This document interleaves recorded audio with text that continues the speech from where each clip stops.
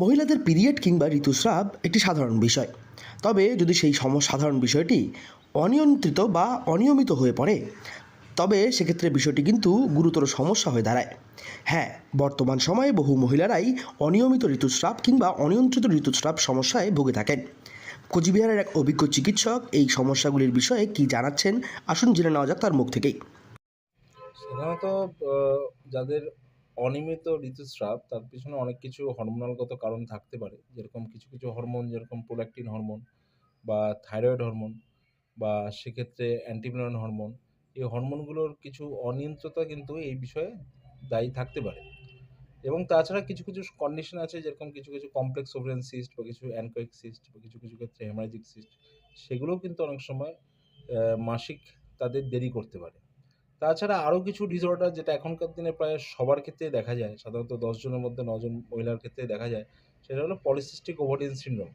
Polycystic ovarian সিনড্রোমের ক্ষেত্রেও আমরা দেখতে পারি কারো মাসিক দেখা যাচ্ছে যে ৪ দিন, ৫ দিন বা কারো ক্ষেত্রে ৩ মাস বা ৬ মাস ক্ষেত্রেও অনিয়মিততা দেখা যাচ্ছে বা হচ্ছে না। তো আমরা যদি একটা পয়েন্টে আসি, তাহলে সেক্ষেত্রে আমরা দেখব যে কিছু হরমোন, যেরকম অ্যান্টিমিনোন হরমোন।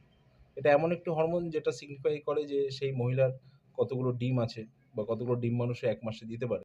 সেক্ষেত্রে যদি দেখা যায় যে AMH হরমোন যদি 0.50 র নিচে কারো ক্ষেত্রে হয় বা সেক্ষেত্রে 0.10 র নিচেও থাকে কোনো ক্ষেত্রে, তখন দেখি কিন্তু আমাদের সেই মহিলার অনিয়ন্ত্রিত বা অনিয়মিত ঋতুস্রাব। সেক্ষেত্রে ২ মাস বা ৩ মাস বা ৬ মাস বা কারো ক্ষেত্রে ১ থেকে ১.৫ বছর অব্দিও মাসিক বন্ধ থাকছে।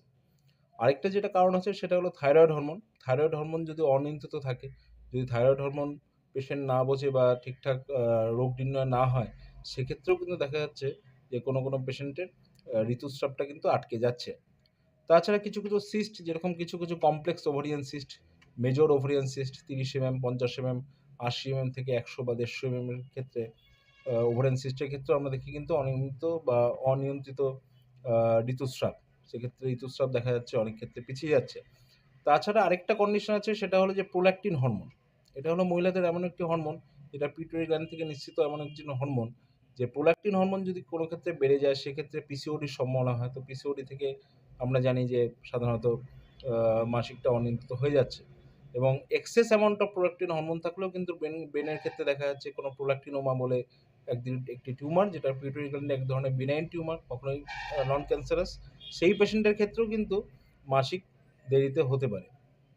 তাছাড়া আরও অনেক কিছু কারণ আছে, যেরকম প্রথমেই আমরা যদি আসি, তাহলে হলো যে আজকে মহিলাদের ১৪ বছর থেকে ৪৪ বছর অব্দি খাদ্যাভ্যাস, তাদের লাইফস্টাইল, প্রচুর পরিমাণে মোবাইল দেখা, ঘুমের সময় কম, রাতভর জেগে থাকা, অনিয়ন্ত্রিত খাওয়া-দাওয়া, পরিশ্রম না করা, সেগুলো কিন্তু প্রচুর পরিমাণে এই হরমোনাল ডিস্টারবেন্সগুলো করে আসছে। সেক্ষেত্রে আমরা বাচ্চাদের ক্ষেত্রেও দেখে যাচ্ছি যে থাইরয়েড হরমোন বা প্রোল্যাক্টিন হরমোন বা অ্যান্টিমিনোন হরমোন বা ফলিকোস্টিমুলেটিং হরমোন বা লিউটেনাইজিং হরমোন, এই হরমোনগুলোর অনিয়ন্ত্রতা।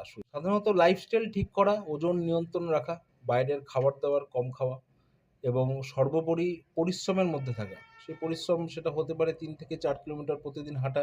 যদি কেউ বাইরে হাঁটতে না পারেন, তাহলে ওয়াকার ইউজ করে বাড়িতে হাঁটা বা তার কোনো একটা কায়িক পরিশ্রমের মাধ্যমে জীবন অতিবাহিত করা। পরিশ্রম, এক্সারসাইজ, ডায়েট মেইনটেইন এবং আ গুড লাইফস্টাইল কিন্তু এই নিয়ন্ত্রিতটাকে নিয়মিত করতে পারে এই মাসিক সাইকেল। চিকিৎসকের বলা এই সকল বিষয়গুলি মাথায় রাখলেই খুব সহজে এই সমস্যা থেকে পরিত্রাণ পাওয়া সম্ভব এবং ভবিষ্যৎ দিনে এই সমস্যা বড় আকার ধারণ করবে না। কোচবিহার থেকে সার্থক পণ্ডিতের রিপোর্ট, লোকাল 18 বাংলা।